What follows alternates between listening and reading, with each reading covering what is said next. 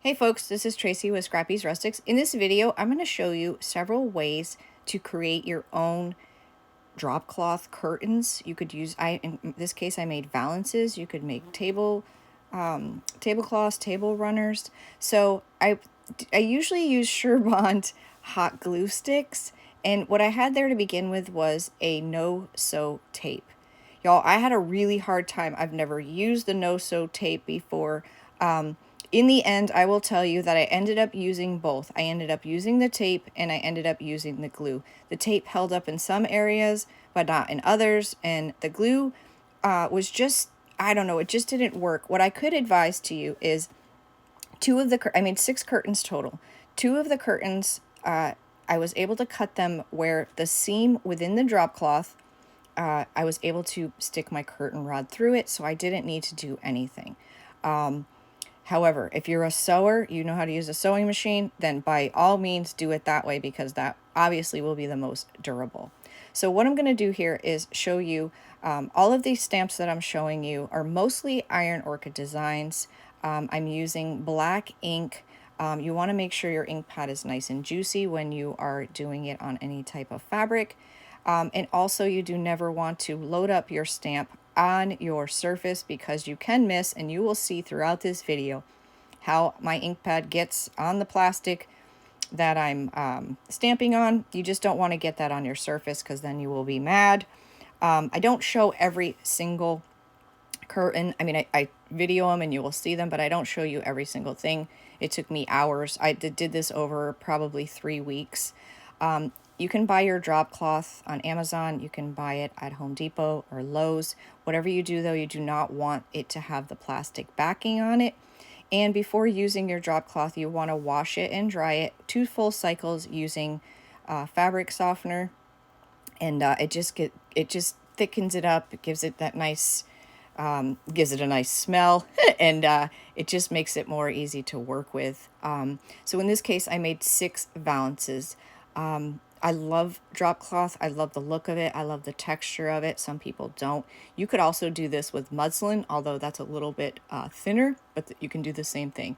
So I'm basically, when you stamp, there's not enough weight on your stamp to produce the whole image. So what you want to do is make sure, obviously this is sped up, but you want to make sure that you take the time to press every single inch of that stamp so it does adhere to your surface.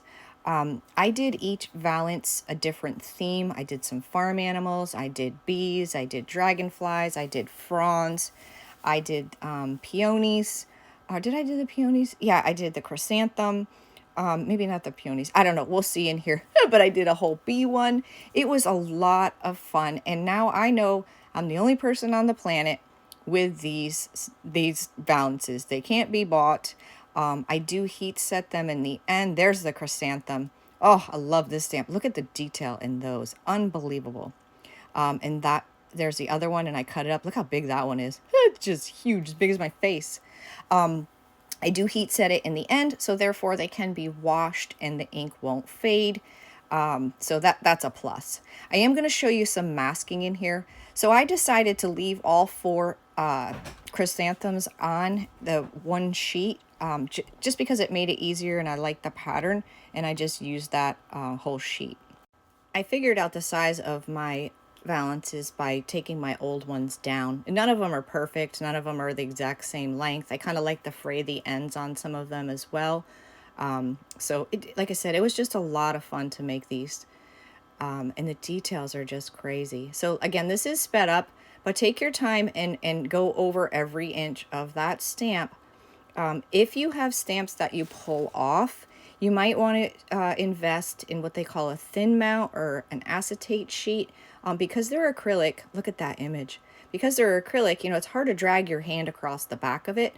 But if you peel your stamps off, in some instances you need to do that, but you can put them on, cut your acetate up, your thin mount up to sizes that you need it, and it just makes things easier. You have something to hold on to. See how that would have been my surface had I not had that plastic while I was inking my stamp.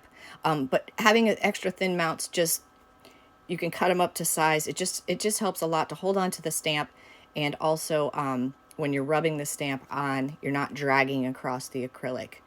And that chrysanthem is huge. I'm going to show you some masking as well. I think we do it twice.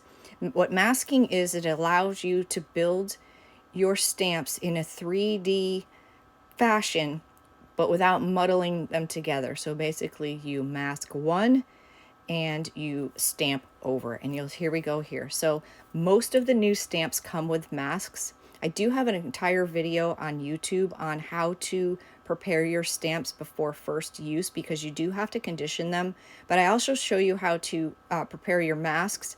It's easy if you do it all in one shot. So check that out. It's how to condition your stamps, or how to use your IOD stamps for the first time. So they were clear, and they finally made them green, which is great because, y'all, some of them are so tiny. If they're very, very thin, if they fall on the floor or something, they could be gone forever. So what's happening here is I want the leaves to look like they're coming from the back side.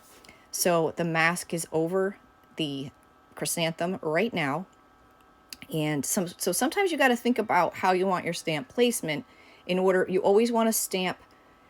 Your first stamp is what you want to stamp first for it to be out in the forefront. So I hope that makes sense. So I want my leaves to be behind. So I've already stamped my flower, and now I want these leaves to look like they're coming from behind.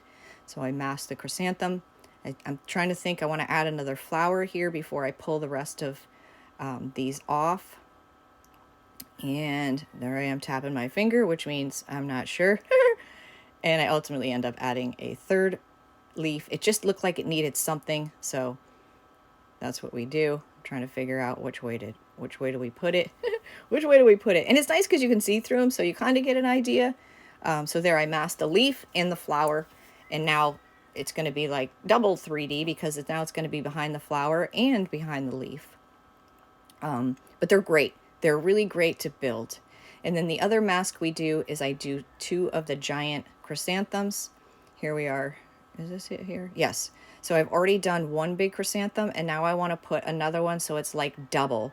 So I've masked the one. That one's already inked, and I'm laying it down. So if I were to lay these stamps down on top of each other like that, it's going to look like a big blob mess, in that one area. So here's some video. It's very hard to take pictures.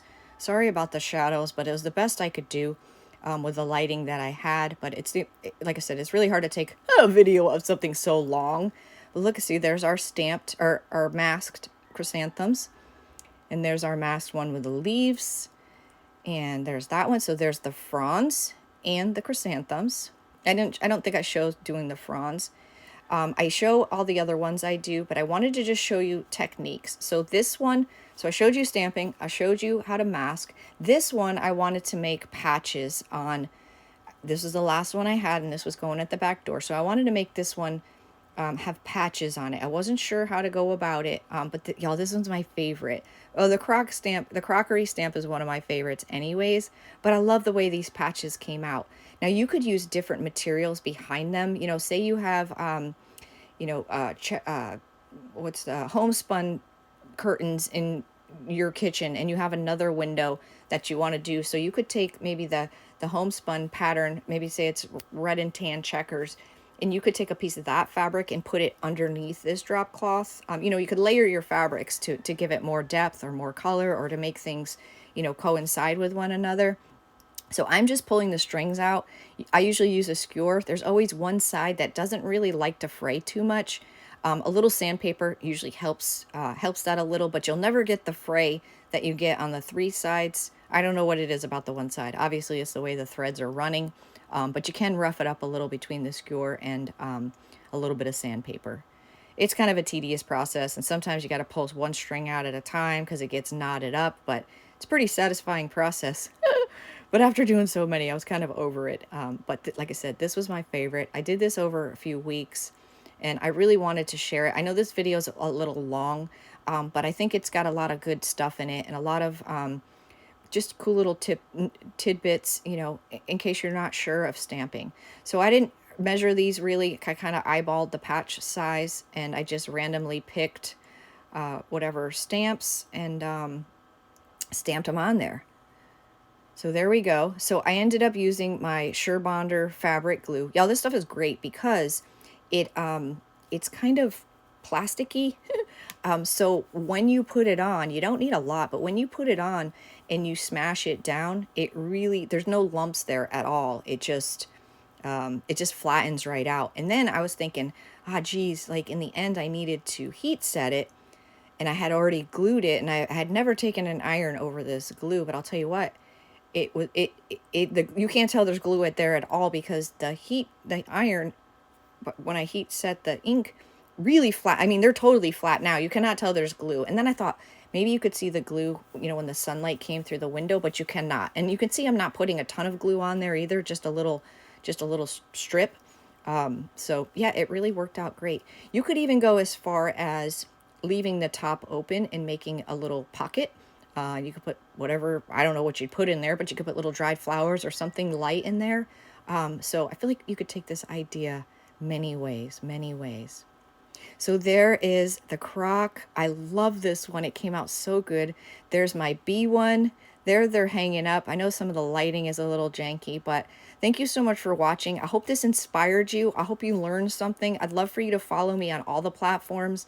Like, share, do all the things. I am Scrappy's Rustics on YouTube, Pinterest, TikTok, Facebook. There's the beehive one. Well, who else? Instagram, Clapper, Lemonade, everywhere at scrappysrustics.com. And visit our website at scrappysrustics.com. I am an IOD stockist, so I do sell all of these stamps and inks. And this was just a lot of fun, and I really feel like they look beautiful in my home. Like I said, it is hard to get some of the pictures, but I'm just in love. That one you can't even see. Thank you so much for watching.